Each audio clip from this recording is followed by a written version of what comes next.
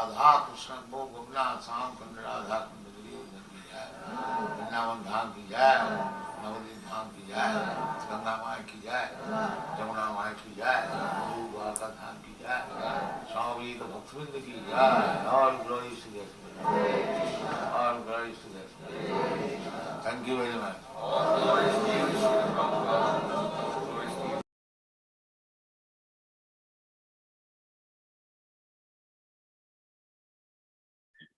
Hare Krishna, dear devotees, please accept my humble obeisances. All glories to Jagat Guru Srila Prabhupada, all glories to Gurudev, all glories to assembled devotees.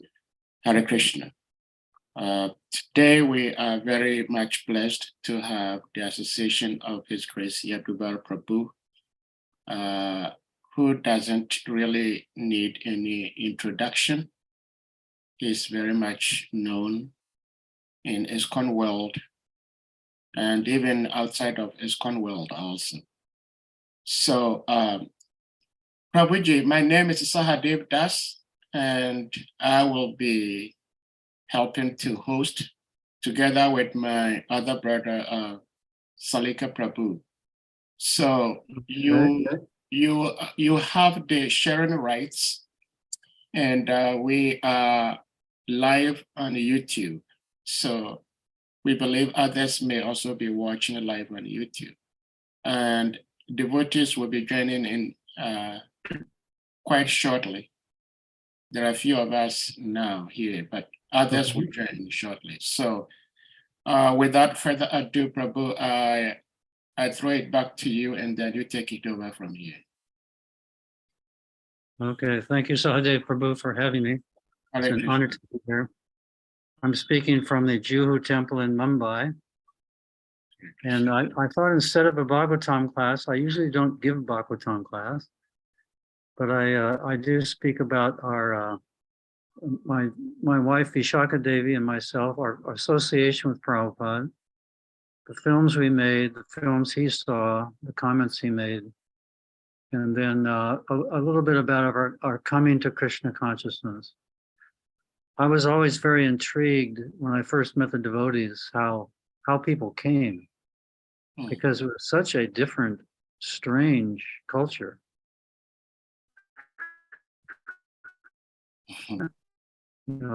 Shaved head and orange robes, and not only that, is the ecstatic dancing and chanting. In the big cities of America, you don't see ecstatic, happy people, and if you do, they're not. If you see a rare one, they're not jumping up and down with their arms raised in the air. So yeah, it was. I was a reporter doing a freelance article on the Hare Krishna movement. I had finished my time at university, studying for a master's degree. And the summer of 1970, I had my pictures in a photo agency in New York. And the editor of Asia magazine, he was an Indian man. He had seen the devotees on the street, so he called me up and asked me to do an article on the movement. So that's how I in contact. And I make a joke, that's my first professional assignment and my last professional assignment, because I was quite swept up into the movement. And it's interesting because my girlfriend at the time, Jean, I was John and Jean, she later became Vishaka Devi, my wife, but she had the opposite reaction. She came to the temple and wrote the article, I did the pictures. But she was a raised atheist and a very good preacher for the atheistic philosophy. So it was interesting first few days at the temple. But let me just share, well, I have some photos to show tonight. Let me just, are you sharing the screen now, Prabhu? Yes, Prabhu, you need to give him co-host. You have not done that. I think I did. You know, you haven't. No, okay, sorry. Okay, Prabhuji, you should have the rights now. Okay, and I hope this works out. I don't see what I want to share up there. It's one of the, no, it's not. I don't see it here. Hold on, here it is.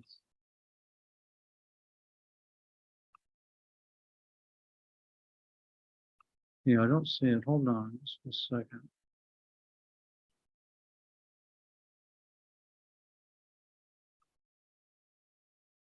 I'll go to screen sharing again.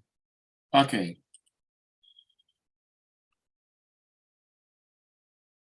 Here we go.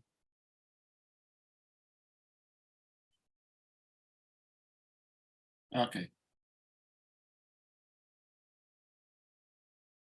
So with me up in the corner, you don't, some of the frames are blocked, or some of the pictures are blocked. Are they blocked on your side? No, they are visible. We can see. Okay.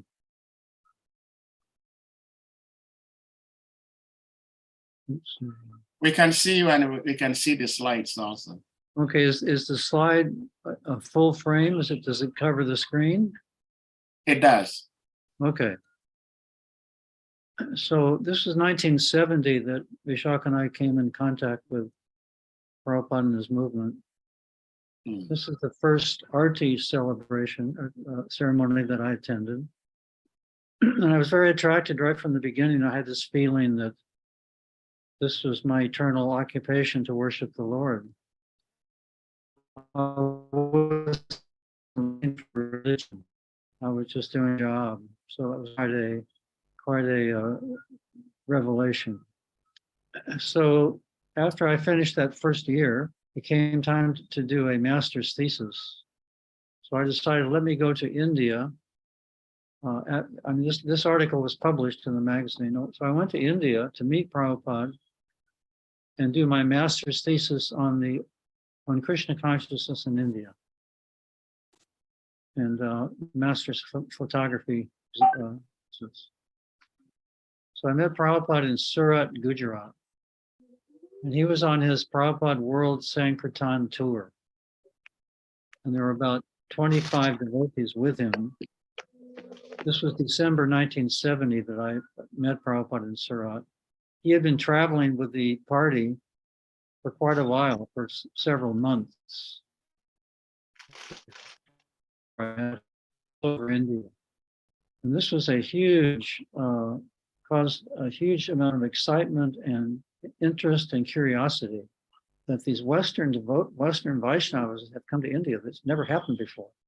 So the people were thrilled, they were curious, they asked so many questions. It was a wonderful time. Now, many of these pictures are taken from still movie frames. We don't think of the movies having pictures that we can use, but they do, many of them. So this picture is taken from a movie frame and illustrates the prediction of Bhaktivinoda Thakur that peoples of all different races and countries will come together under the banner of Harinam. Mr. Malkrishna Goswami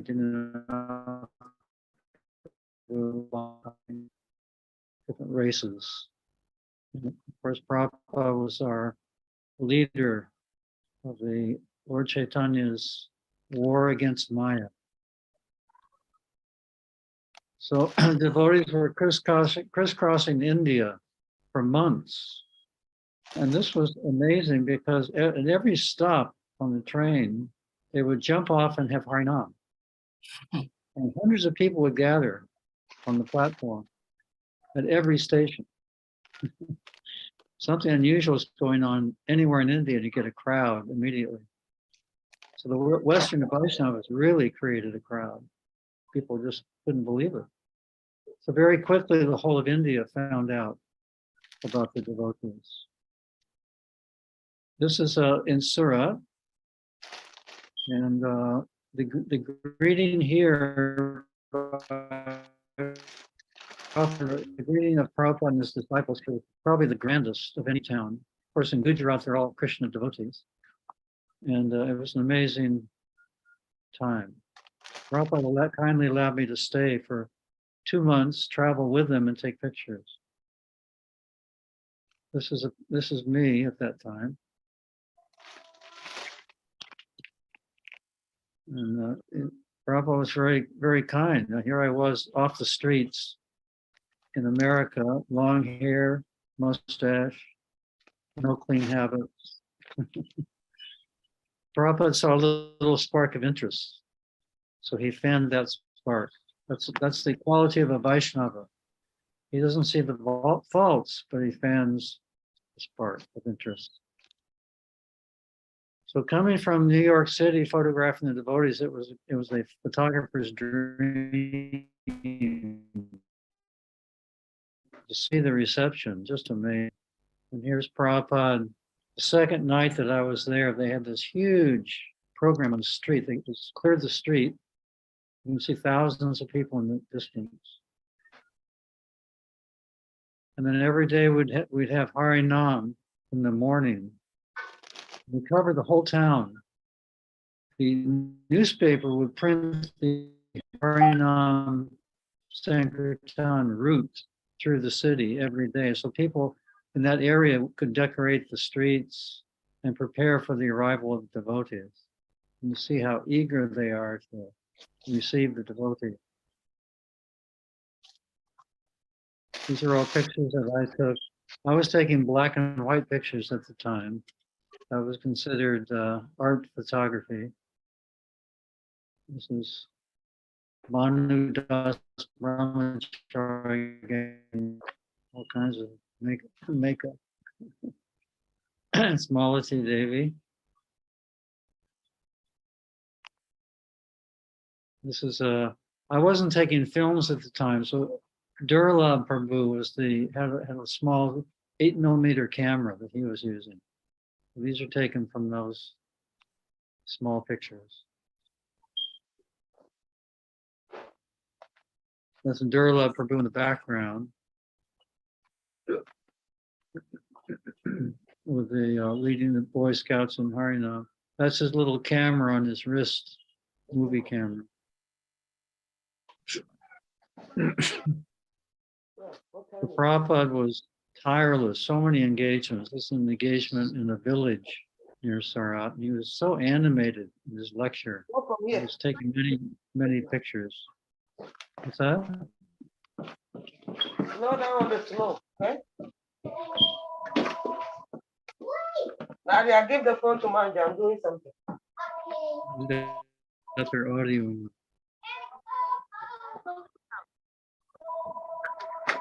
So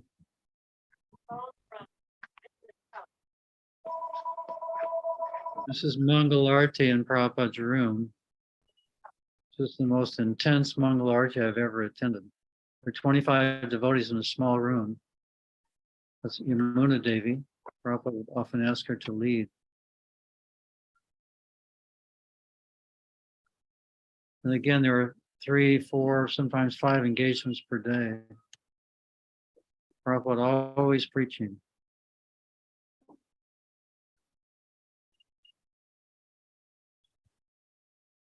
That's Kaushalya Devi in the background.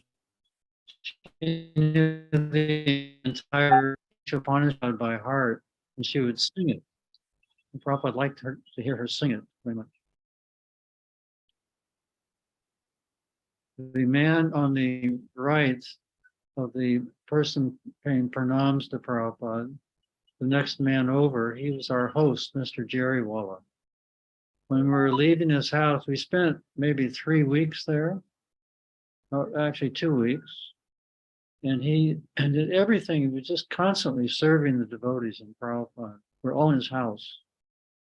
At the end, when we were saying goodbye, he begged forgiveness for all his offenses. And then he started to cry. And Prabhupada looked at us, he said, "This is a Vaishnava." Totally humble. And we went to the Kumbh Mela in 1971, February, in Allahabad. And we met, of course, many millions of people saw the devotees. Prabhupada asked us to do 3 things. Harinam Sankirtan, actually 4. Harinam Sankirtan, prasadam distribution, deity worship, and book distribution. Although there weren't many books at that time. So it was very, very cold at the time. This man sought Prabhupada out every day, and when he found Prabhupada, he would start jumping up and down with his arms raised in the air. Prabhupada liked him very much. And that's little Saraswati in the upper left corner on her father's shoulders. Prabhupada says she was a great preacher. Whenever there was Kirtan, Harinam, she would put arms in the air and chant very eagerly.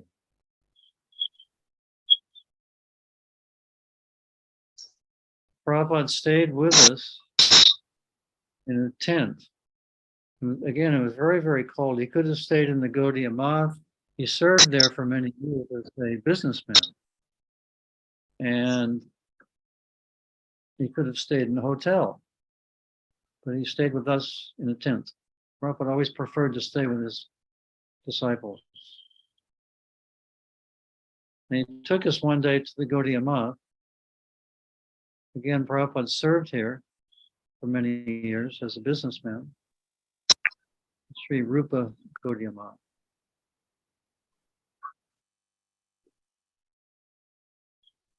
Yamuna Devi on the left.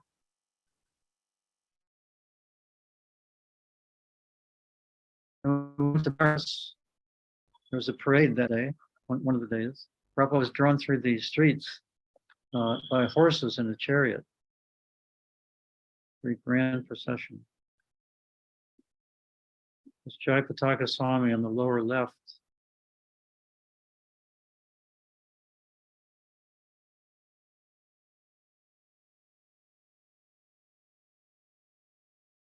And these are all taken from little movie frames.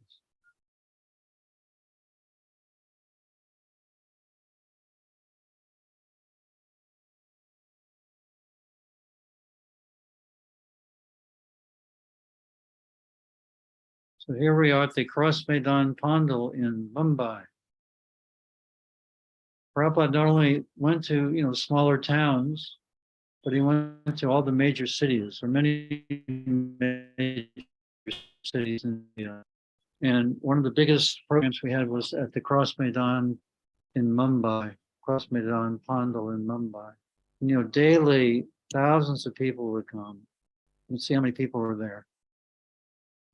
And this is the place where Prabhupada called the Western devotee, or Western sadhu, from the very back of the audience to come sit next to him. Does anybody know who that was?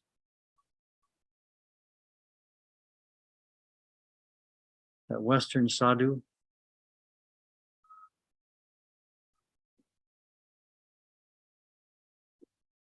I can't hear any. Is it Tamal Krishna Goswami Maharaj? No. Radhanath Swami Maharaj. Oh, Radhanath Swami Maharaj. Oh. This is that famous Prabhupada picked him out of the very back audience and asked him to come on stage and sit next to him.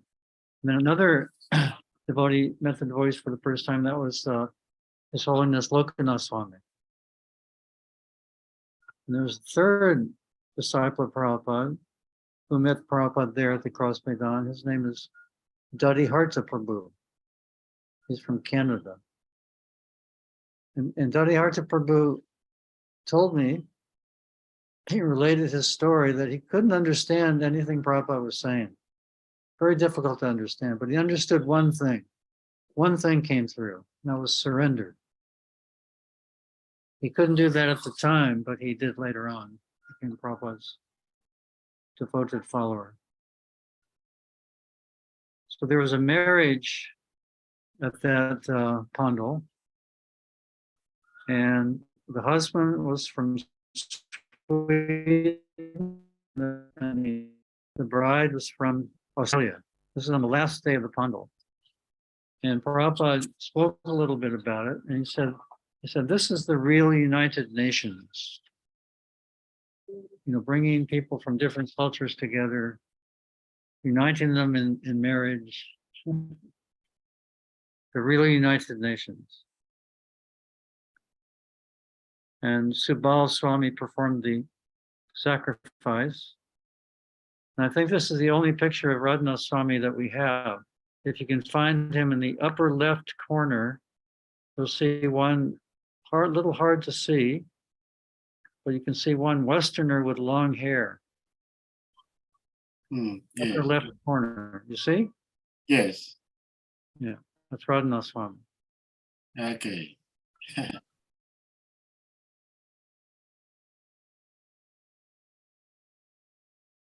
Jean was back in America wondering what happened to John. And I asked her to come to India. I wanted her to become a devotee. And she wanted to come to bring me back. So anyway, I won. Prabhupada won. She came to India and she had published a book. Prabhupada saw this book, Photomicrography, Art and Techniques. And he appreciated the quality of the book. He didn't know much about the subject. Some, mathematical equations and like that, but he appreciated the quality of the printing. Prabhupada was very much interested, of course, in printing and the quality of books. So we arrived in Mumbai and we asked Prabhupada, we wanted to go for our next assignment, to go to a quaint Indian village, untouched by Western technology, and show essay on village. So Prabhupada said, wherever you go, you'll get your camera stolen and they will cheat you. So then he said, best you go to Vrindavan. This was a yogi outside the Cross Maidan. We were wandering around Mumbai taking pictures. So these are a few of those pictures. So before we went to Vrindavan, we went to Nepal and hiked up into the beautiful mountains on the way taking photos.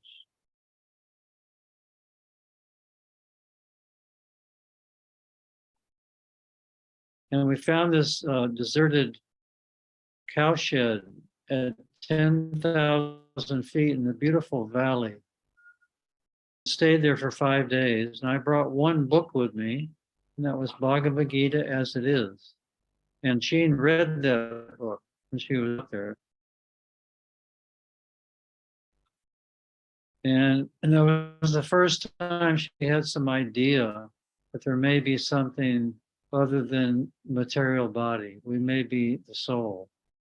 And that intrigued her. So that was the beginning of her spiritual life. Of course, meeting Prabhupada was the beginning. And going to the temple for that article. Just association with devotees, it plants a seed. That's why Harinam Sankirtan is so important. It plants a seed in everyone's heart who passes by, who hears it. The seed may not fructify for years, months, years, lifetimes, but it's there.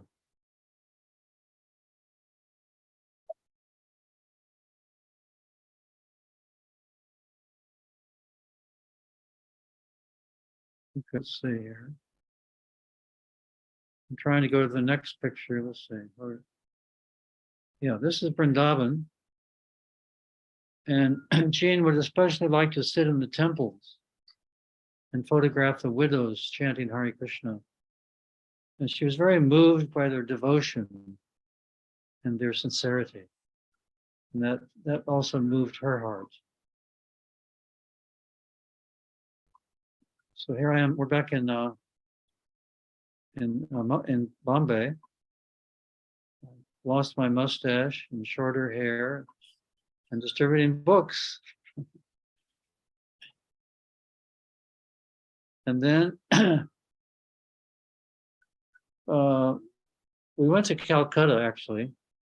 We were married in Vrindavan, actually. But before that, we went to Calcutta. And then Prabhupada, after Calcutta, took us to Delhi for another very big Pandal program. And from Delhi, we went to Vrindavan. And there, Vishaka was initiated. I was initiated earlier in Calcutta, and we were married. She was initiated and married at the same time. And my second daughter was just married, and we hired a photographer, we had a videographer, we had all kinds of hundreds and hundreds of pictures.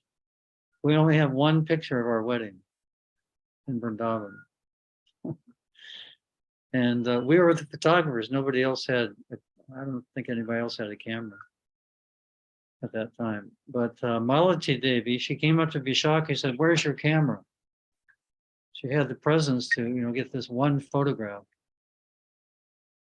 The Prabhupada presided, he was on the left. Unfortunately, he's not in the picture.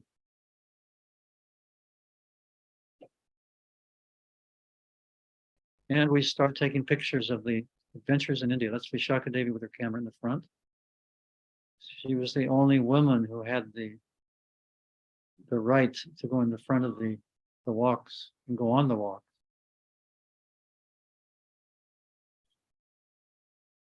And we went to different places in India, Jaipur, and different towns. And Prabhupada, while in Vrindavan, he gave us a tour of the holy places.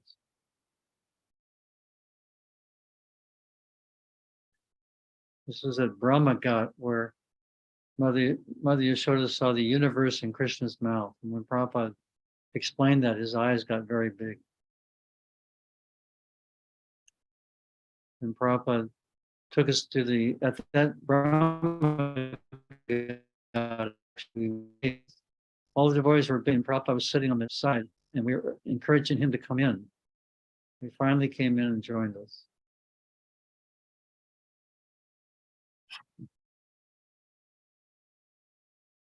That's Dr. O.B.L. Kapoor, Prabhupada's godbrother.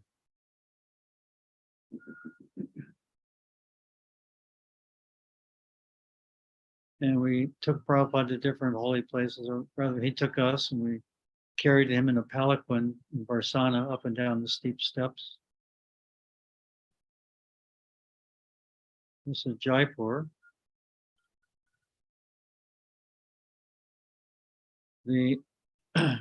The Queen of Jaipur at that time, Gayatri Devi, she was she hosted us actually. So sometimes we think that Prabhupada's preaching in India is not so successful, but actually he was very successful at preaching to the upper class, the intellectuals, Gayatri Devi was the queen of Jaipur. So wherever we went, we were invited to their homes and hosted by these very influential educators and all kinds of professional businessmen.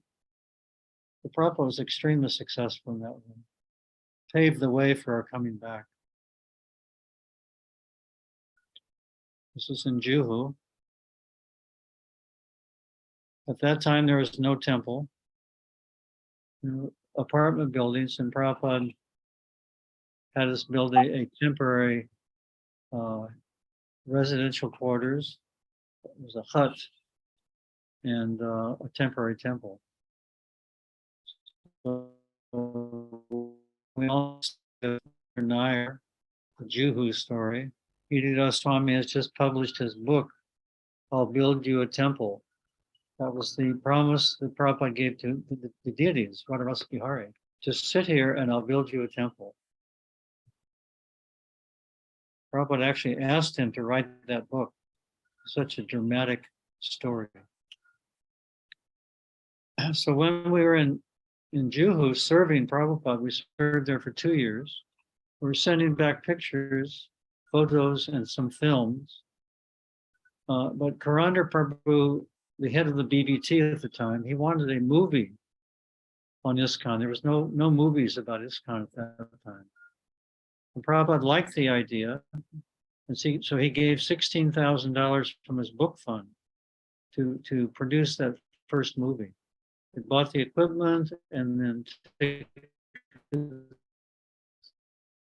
places in the world and editing equipment.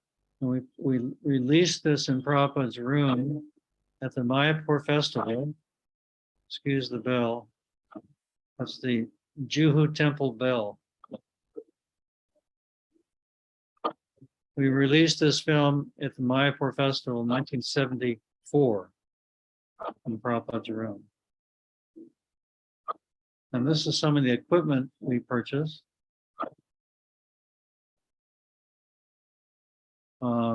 Very bulky, heavy, not like today, everything on the cell phone. And this is the recorder that Vishaka carried to record the sound. And this is the editing equipment we used, winding the film at never it was guesswork in terms of timing and editing. The Prabhupada liked that film. He said, distribute it widely, and from the profits make more films. So we tried to do that over the years.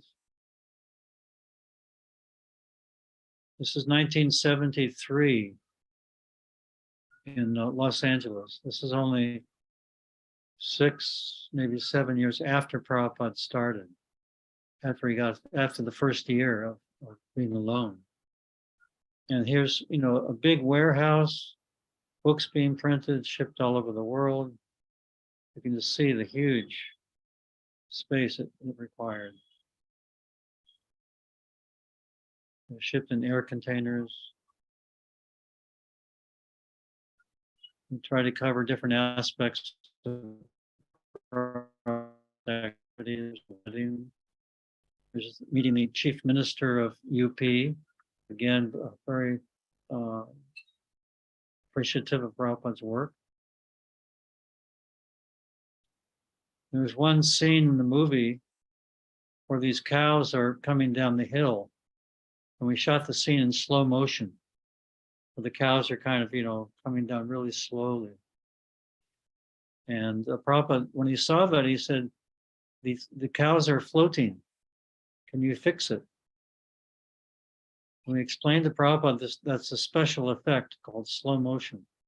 I don't think he'd ever seen slow motion. So he said, oh, then it is all right. This is the final scene of Prabhupada dancing at the Bhaktivedanta Manor.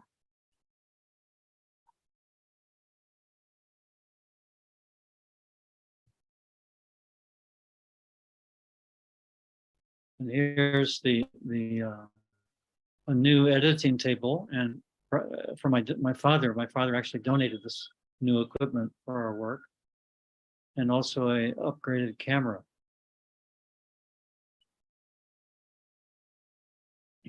The next film that Prabhupada saw, and actually he commissioned this film to be made. He asked for something to be shown to his godbrothers at the Mayapur Festival, 1976, to show them that he was doing the work of his spiritual master, and distributing and printing and distributing books all over the world.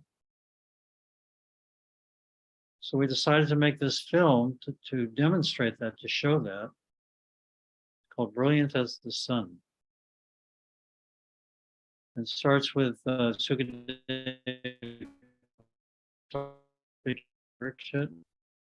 scenes like that. And then we hear Prabhupada speak one verse from the Bhagavatam, and Dravida Prabhu is listening and typing the verse up.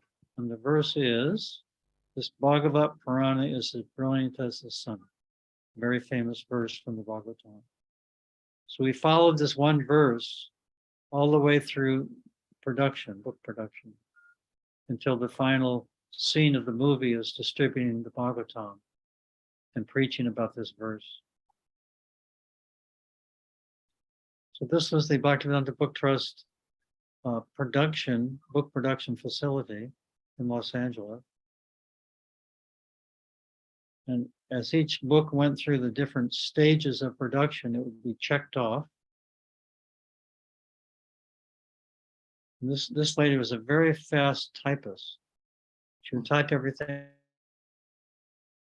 on the tape and give it to Archita Prabhu, who would put it in that machine in the back of him, and would print out the pages.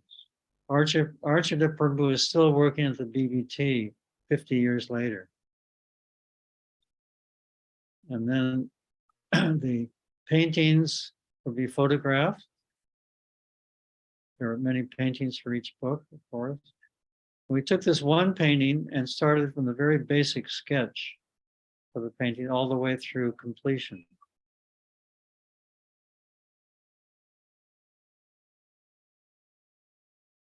And then that is photographed and developed and then made, resized to fit the cover. Now, all these steps can be done on a computer today very quickly and easily, but you can see just all the burdensome equipment and expense you had to go through and time to produce the books at that time. Also with film, making a film was extremely much more complicated than it is now. So finally the book is printed and sent out all over the world. We included quotes from influential professors at major universities, Princeton, Yale, Harvard. And the final scene is Gopavinda Prabhu distributing a book to a businessman. And of course, the businessman's a devotee. And he's Gopavinda Prabhu is reading from the Bhagavatam that same verse. They're on the street corner downtown Los Angeles.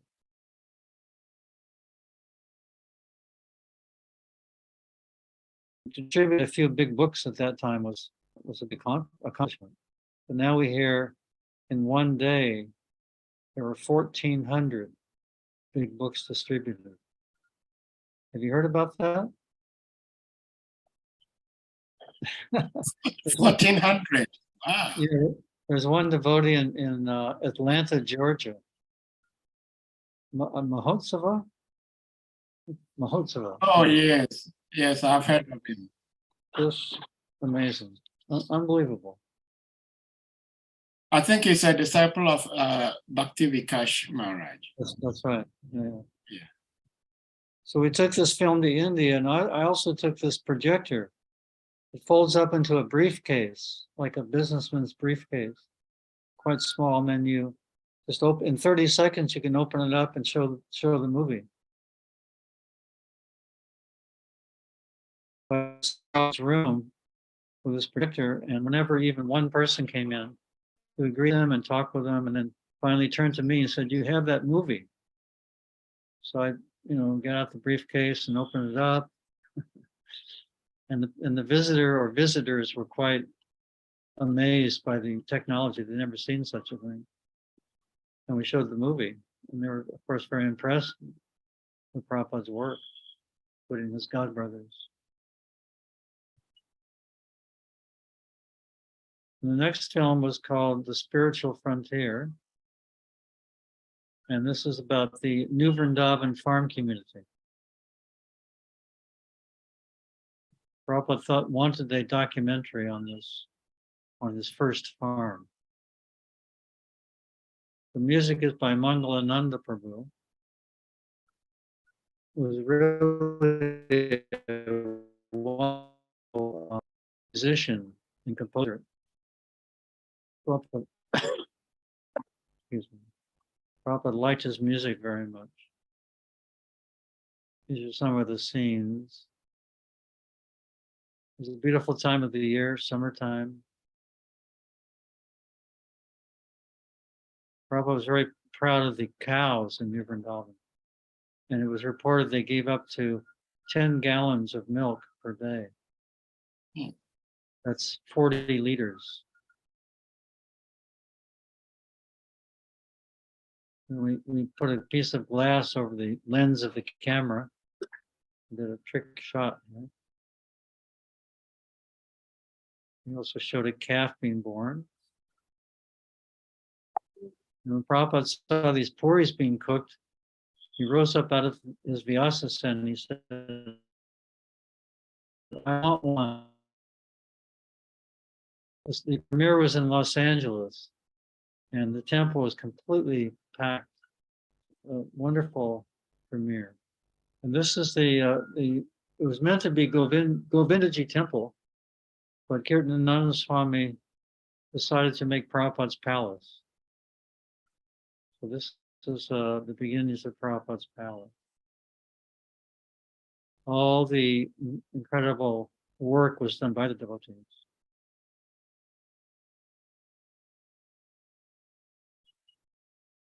Very beautiful deities, Radha Vrindavan Chandra.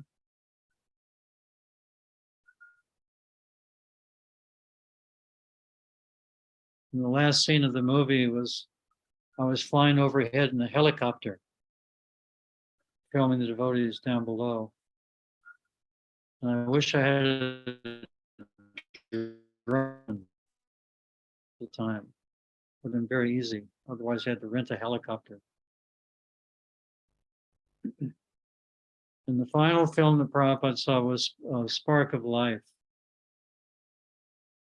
And this was commissioned by the Bhaktivedanta Institute, the scientific preaching branch of ISKCON. They wanted us to make a film to defeat the materialist arguments that life comes from matter. So we decided that if we base the film on their arguments will change and the film will become outdated.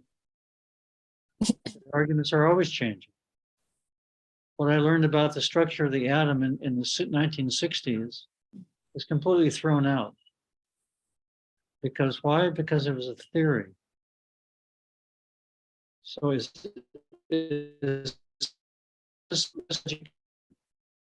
I'm studying some of this theory that's not true. Basically, it's cheating. That's why Prabhupada says modern education is a slaughterhouse. Not that we can't become educated, we must, but we have to be careful about who we associate with and what we believe. So this is a dramatic presentation. Two devotees dressed as students. One is studying biology, the person on the right, and the person on the left is studying in religious studies. He's reading the Bhagavad Gita and very much interested in convincing his friend about the validity of Bhagavad Gita. And this is the professor, Damodar Prabhu, biology professor, giving the materialistic arguments that life was started in a primordial soup. Form. And so the student in biology class is listening both to his teacher and to his friend about Bhagavad Gita. And his friend is explaining that you analyze the body, the bones, the muscles, everything about the body, but you cannot find the source of life. And then we did a montage, which is a series of scenes of just hands showing growth through all the way to the stage of death. To illustrate how the body is changing. And this is death. Then we had a scene of a man on an operating table, and he dies on the operating table, and they try all kinds of means to bring him back to life, but they're unsuccessful. And then in the audio says the student who's studying Bhagavad Gita, he says, there's nothing, once the body leaves, once the soul leaves the body, there's nothing you can do to bring him back.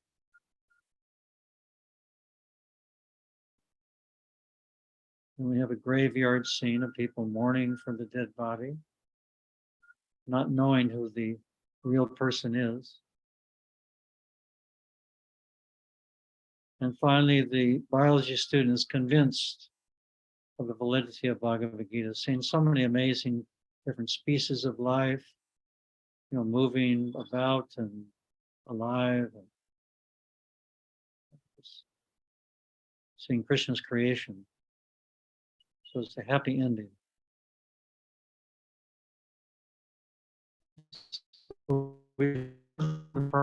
Here in Juhu, in 1977. And the members of the Bhaktivedanta Institute, some of them were there. They were disappointed in the film because it was a big departure from other films. You know, other films were devotees and temples and chanting, everything. There was none of that in this film. And so we had, everybody kind of gave their comments. You know, sure, some had some idea it should have been a different kind of film. So Prabhupada in the very end, he asked me, he said, so what is the effect of showing this film? I said I showed it to a Sunday feast audience in Los Angeles before I came. And one guest afterwards walked up to me and said, thank you very much. Now I can understand I'm not the body. And Prabhupada said, then it is success.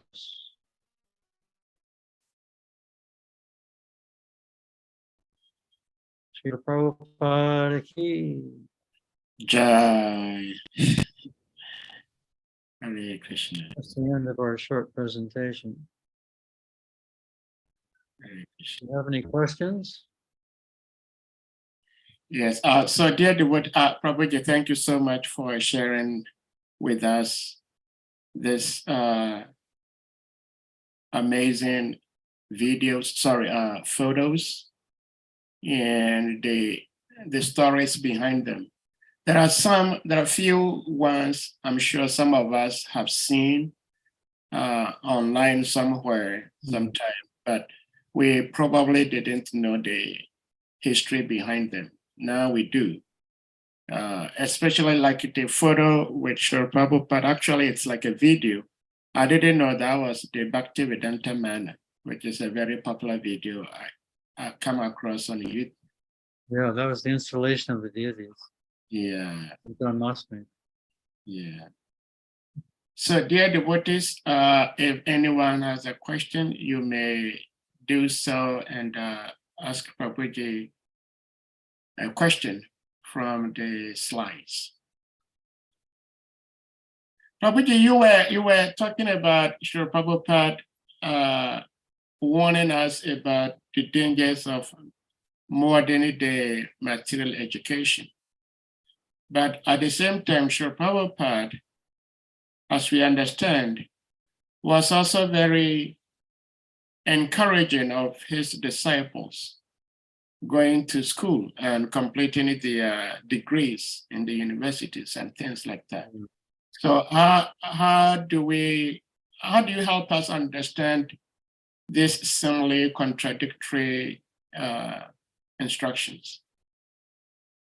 Well, Prabhupada, my understanding is the whole educational system is geared toward material expertise with no spiritual content. But just that in itself is a very we have to be careful if we enter into that field not to get caught up in just the material side of things. And a slaughterhouse, that's a very, very heavy term. But especially meant for young children. Ideally, if they can go to a devotee school, and that's happening more and more. More and more schools are being started.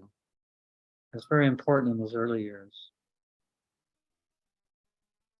And if we do take university education, Prabhupada wanted. In fact, he told me to get I was studying for my master's degree in photography, and I didn't come back for 3 years. And I asked Prabhupada after we made that first film, should I get my degree? And he said, how long will it take? And I said, a few months. He said, you should get it. So it really depends on the situation, it depends on the person. There's many very successful, Tamal Krishna Goswami himself, very successful as a university student, and after that, his influence. And Garuda Prabhu, and Krishna Kshetra Maharaj, there's many very great success stories. So there's no black and white answer. So we have to know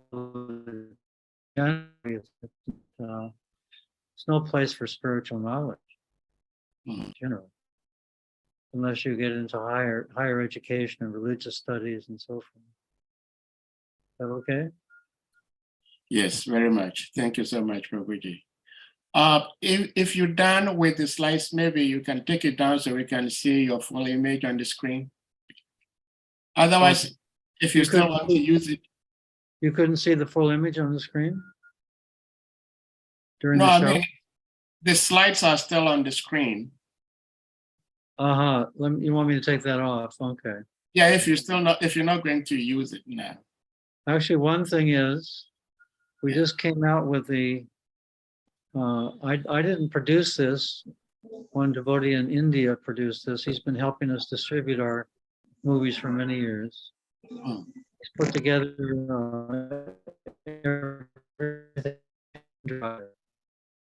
small pen drive, you can see it here. And those are available now. We'll have them in India for the Mayapur festival. We'll try to distribute them elsewhere. These are all the films that I showed you, Yeah. plus many more over the period of 51 years that we've been producing. Let me take this off the. Mm.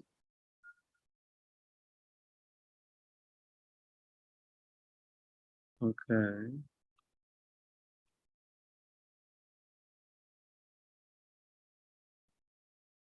I'm trying to stop the screen sharing. Okay, here we go. Okay. All right. Okay, Hare Krishna. Thank you, Prabhuji. See, Prabhu, looking at the slides you just showed and the stories behind them, it appears to me, and probably to lots of devotees, the amount of dedication you, the early disciples of Srila Prabhupada, had for Srila Prabhupada. I mean, we still can see lots of devotees having dedication to their gurus and the organization today, but it appears it is nowhere close in terms of intensity and number, how the disciples of Srila Prabhupada had so much dedication for him. So my question, what I'm trying to get out of you is, what was the main reason for such dedication to Srila Prabhupada that some of you were prepared to do things which were even almost like to the risk of your lives? Because I asked His Grace Mahatma Prabhu a similar question, and he said he doesn't know because there were lots of things he did in his very early days in devotional service that he may not be able to do them today, but he did them those days. That's why I'm trying to find out from you, what was the motivator for you taking all the risks to serving Srila Prabhupada? Well, first of all, everything was very new, brand new and exciting. We'd never experienced India before and never experienced this deep philosophy. It was saved, plucked out material life. We're just grateful to Prabhupada for being there and supporting us and being proud of us. Prabhupada was proud of his disciples, even though we committed very many offenses as neophytes in early days in India. Prabhupada stood up for us and cheered us on. He was our cheerleader. So, and he was the head of the movement, one head. That makes a bit of a difference. Very, very, no. If there was a controversy, we just took it to Prabhupada and settled, finished. So it's a different movement now, different, atmosphere and different times. But This movement. It's an incredible movement, and it'll go on and on and on. And we all have the chance to associate with Prabhupada very deeply. You know, another reason is just the powerful Acharya, you know, sent by Krishna, and very, very powerful. Yeah. I remember Prabhupada walking by us one time. He came out of a room. He just got his massage and bath and new clothes and new tilak and sandalwood oil. And he kind of floated past us, and he looked at us. He said, "Back home, back to Godhead." That's all he had to say. We're in bliss. Well, thank you so much, Prabhuji. Anyone else with something to ask or say? Very interesting. I've never been to Nigeria. I'd like to come to the many places. I was in Africa, in South Africa, in Okay. Botswana. Our movie, Hare Krishna movie, it showed there. Oh, okay. Did it show in Nigeria? I don't think so. In fact, I didn't know you were in South Africa, Botswana for that movie. I didn't know. Maybe others know, but I didn't know. Now I know. Yeah, we have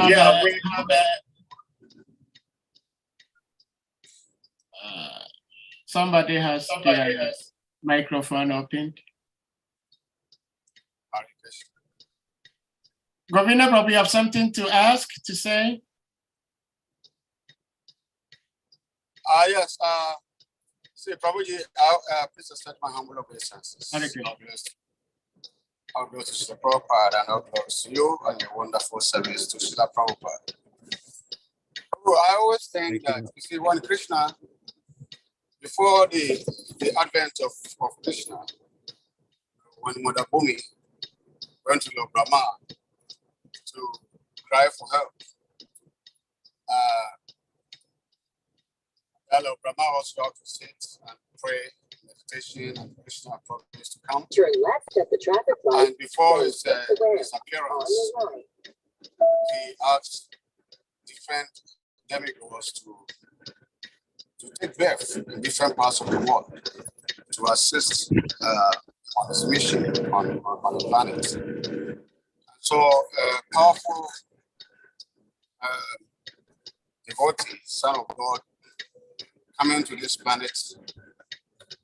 My thought, or my thinking has always been that Krishna will not send him alone.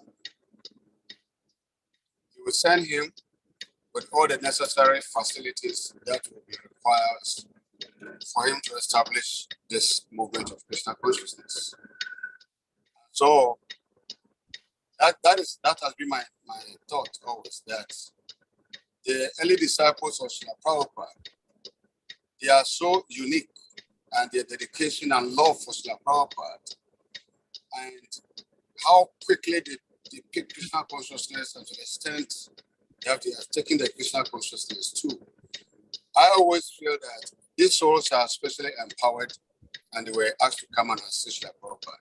What do you think, Prabhupada?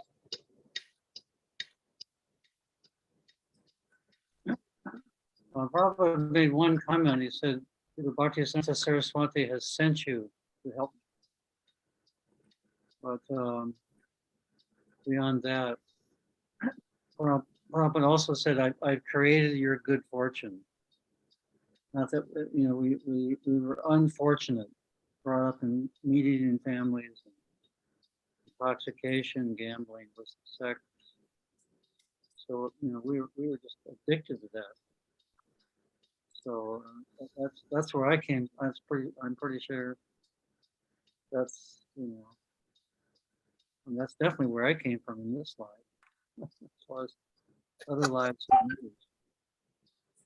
But Prabhupada created our good fortune. We were unfortunate for that.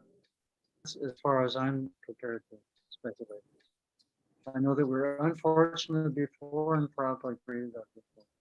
And he also said, don't become unfortunate again.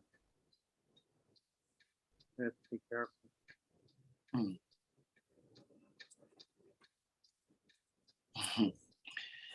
Yeah, thank you for asking that question, Shri Govinda Prabhuji, because I have also been thinking in the same light as Prabhuji was asking, because if we look at Lord Chaitanya's advent, he also came down with his associates. And when it was time for him to start his mission, from all corners of the world, these associates appeared. And so, like Govinda Prabhu was saying, Lord Krishna wouldn't just send Srila Prabhupada to come and struggle just alone by himself. He definitely will send some people to assist him. And there are those who had not been sent, but maybe empowered or encouraged to also assist. Now, if all these personalities at some point are out of the scene, and it's only left with those who were not sent, they are here and then they heard about the sweet teachings of the Krishna consciousness, and they joined because we probably do not have the same energy, same punya. I think it may make our love and dedication to our Guru, Srila Prabhupada, and the movement a little less effective. And if that is the case, what do we do to follow suit what the original disciples laid down for us? Because as I was going over the photos you were showing, like out of nothing, the dedication you had and the ideas you had to make sure that you record almost every incident that happened is very laudable and very interesting. But I guess what I'm trying to find out from you is what happens after all the direct disciples of Srila Prabhupada are gone, leaving just the second, third, fourth generations. Yeah. Well, we have to look what happened when when Prabhupada left us. There was a chaotic time in ISKCON, and that seems to be a pattern. After Lord Chaitanya left, there was the movement almost disappeared. That took time, but Bhaktivinoda Thakur revived it. So it comes and goes, and gradually it's this is the golden age. But overall, next hundreds of thousands of years onward. So we just have to be. Prabhupada, I was listening to a lecture today. Let's make this our last life. Let's don't stick around in Kali Yuga. So that's one aspiration. Another is to come back and assist Prabhupada wherever he is preaching. There's many devotees who want to do that. So the movement will go on. It's Lord Chaitanya's movement. It's we have the devotees, the great devotees, the Kanishta Adhikaris, the Madhyama Adhikaris, the Uttama Adhikaris, and those who just criticize blasphemy. We've got those too. It's like Ramachandra Puri during Lord Chaitanya's time. But that was all Leela, actually. Anyway, we have to be very careful with criticism. Criticism is will throw a damp blanket over our devotion, and very difficult to recover from criticizing a Vaishnava. And that criticism goes on a lot. So we just have to be very careful how we proceed. And, it's interesting, 5,000 years ago, Krishna speaking to Arjuna, the cyclic succession has been broken. And I'm again repeating Bhagavad Gita to you. It was broken 5,000 years ago. And people were so advanced. What to speak of now? Prabhupada emphasized over and over again, just repeat what you've heard. Don't change. You can give your realization, but don't change the essence. That is a chart. He preaches what he's heard from his guru.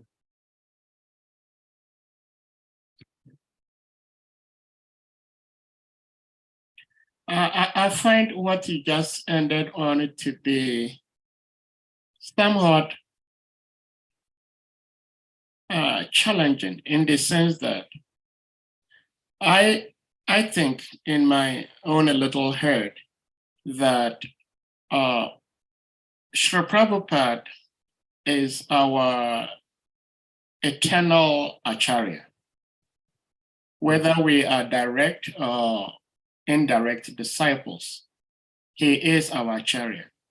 But those of us who are not direct disciples, we also have our gurus, whom we consider like the way the disciples of Srila Prabhupada related with Srila Prabhupada. So we relating with Srila Prabhupada, we the second, third generations and the next generations, we're going to be relating with Srila Prabhupada just like the way the original disciples related with him. And alongside, we also have to relate with our present day living gurus, just like the way the direct disciples of Srila Prabhupada related with Srila Prabhupada. Now, what happens if a present day guru is saying or doing something which is a bit contrary, not very grossly contrary, but a bit contrary to what Srila Prabhupada established. And the disciple knows what Srila Prabhupada established, and he knows that it's slightly different from what his guru is telling him today. What does the disciple do? Yeah, sometimes that's a quandary. If it's a detail in terms of preaching, then that things change, society changes, preaching strategies change. But if it's a detail, then it's not so important. If it's a philosophical issue, that's more important. That we stick to the Siddhanta, we don't change the teachings.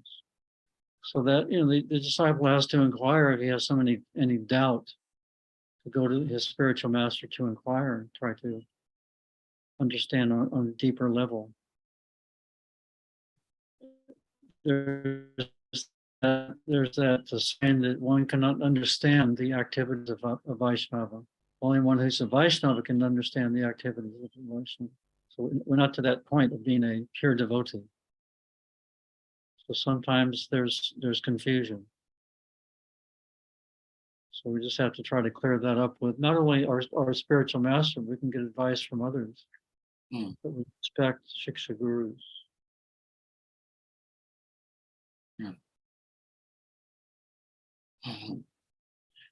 Well, Prabhuji, I think somebody is drawing my attention to the fact that you were talking about the dangers of criticism, which we all know, especially like blaspheming a devotee, offending devotee. We all know how dangerous it is. But I think we would like you to throw a little bit more light on criticism, because personally, as I'm speaking, I do not find criticism as it stands to be negative. It depends on how it is. It's just like a knife.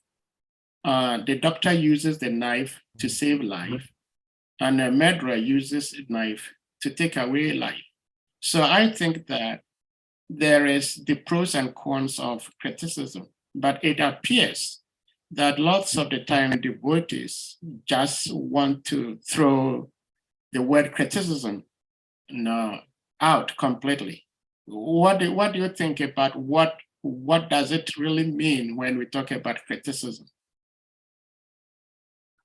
Well, I know that there's a very strong tendency to be critical if you're not following the principles, on the basic principles of Krishna consciousness, the 4 rules and regulations, and chanting the rounds, because we made promises to do that. If we break those promises, the tendency is to criticize the society who we joined and made promises to, and individuals, our guru. So that's one thing. If we're to be very careful that we ourselves are not subject to criticism because we're not following properly. The other thing is that we need to be we should be critical of in an area that we can have some effect in. If by our criticism, our helpful criticism meant for improving things, and that can be heard, that's ideal.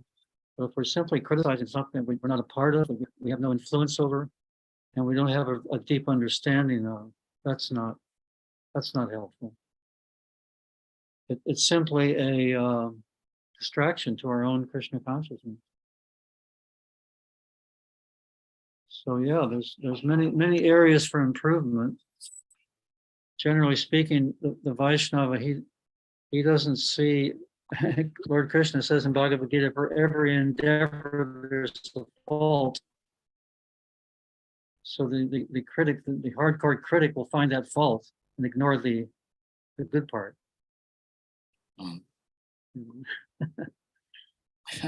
He'll seek out that like a fly going to the sword instead of the bee going to the honey.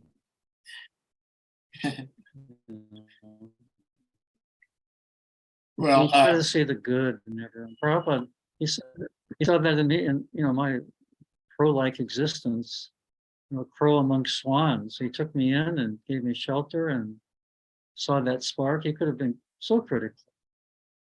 And some devotees in those early days were. I was living there 2 months, and I wasn't obviously becoming a devotee very quickly. So there was some criticism. But the Vaishnava always sees the good and tries to fan that goodness. Yeah. Well, thank you so much, Prabhuji, because I am of the same understanding that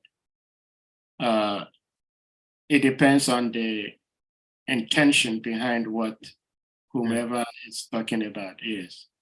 So thank you. Anyone else trying to help? Prabhuji, can you repeat what you just said? Yeah, if we're it depends on where that criticism is coming from. If it's coming from a place of trying to help and assist and improve, that's good. But too often we're envious. Comes from a place so much, but it's everywhere, really. Yeah, that's why we're here in the hospital. Well, all in the wards. Yeah. Hare Krishna. Prabhuji, we can't thank you enough for being here and taking us on this journey of the early days of ISKCON. Let me see what somebody's saying here.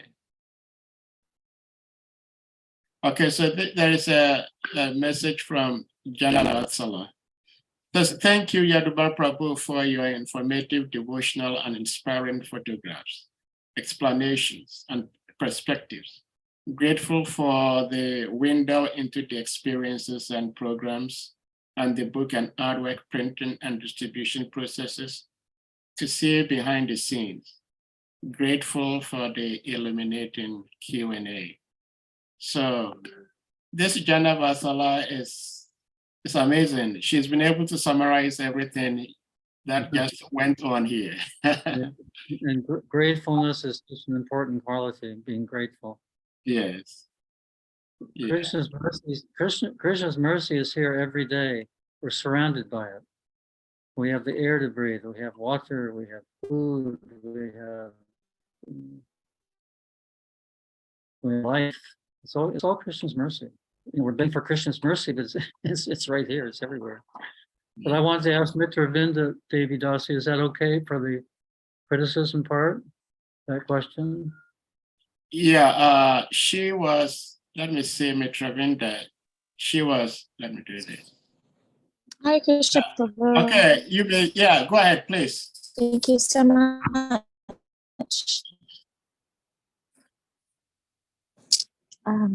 I am in the office, truly comfortable and informative page. Thank you for your comment. I wasn't able to reference it earlier, but this aspect of criticism, it's widely used. And I thank you for your taking the time to address it. But when it's put out, the understanding of it in devotional communities can be skewed. And so it can mean to some to not say anything, no matter what is happening. So I do appreciate your definition of, or regard of it, meaning how, when we're committing to these goals of helping our lives and helping us come closer to Krishna in our devotional service, that these practices are very, very important and we should take them seriously. And if you fall short, stay inspired to not be like beaten down about that. However, there are instances of,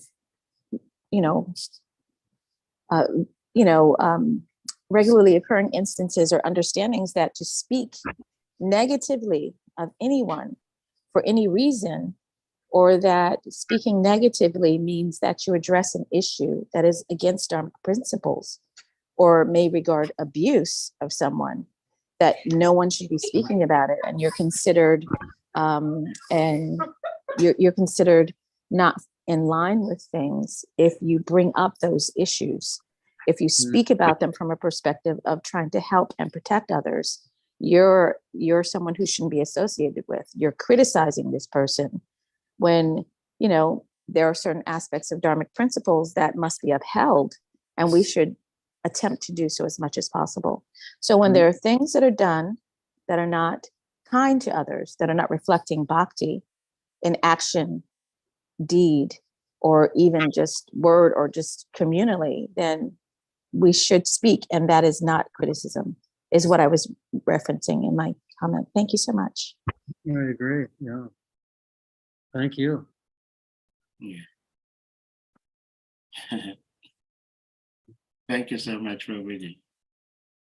You're welcome. Hare Krishna.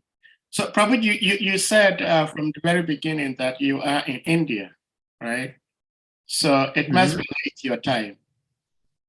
It's almost 10. Almost 10 o'clock. So we wouldn't want to keep you waiting for so long, except if a devotee has something to ask or to say in appreciation for what we've seen today, you may do so. Otherwise, we'll bring the class to a close. Yeah, I was contacted initially by Giridhari Puja. yeah, Giridhari Puja Dasi. Was she on the call tonight? Come again. Was Giridhari Puja Dasi on the call tonight? Let me see. She is not. No, she's not. She's not here. I'm in contact with her. She has my WhatsApp number. So if anybody has any further questions, they could go through her and she could. forward Okay. it. Okay, thanks for letting us know. Some of us will eventually do that. In Okay. fact, I would do that. Raskol Sahadev, I would do that, Prabhuji. Hare Krishna. Thank you, sir. Prabhu. Hare Krishna. So at this point, Salika, do you have something to say before we bring the class to a close? Thank you very much, Yadubara Prabhu, for the wonderful journey you've taken us through. We're so blessed and grateful for your kindness and accepting to be here with us. Just listening and hearing to Srila Prabhupada's disciple is purifying, so we appreciate you. I don't have any question. We just want to thank you for being here. Hare Krishna. Thank you so much. Hare Krishna. So at this point, we're going to humbly request all the devotees to kindly unmute, and then we chant Hare Krishna Maha Mantra to express our appreciation for Prabhuji's presence and enlightenment. Jai. Hare Hare Krishna, Hare Krishna, Krishna, Krishna, Krishna, Hare Hare, Hare Hare Rama, Hare Rama, Rama, Rama Rama, Hare Hare Hare. Vancha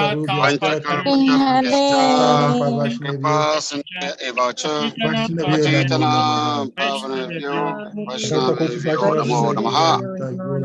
Glories to His grace, Hare Bo. Yeah. Glories to Jagat Guru Srila Prabhupada ki. Jai. Hare.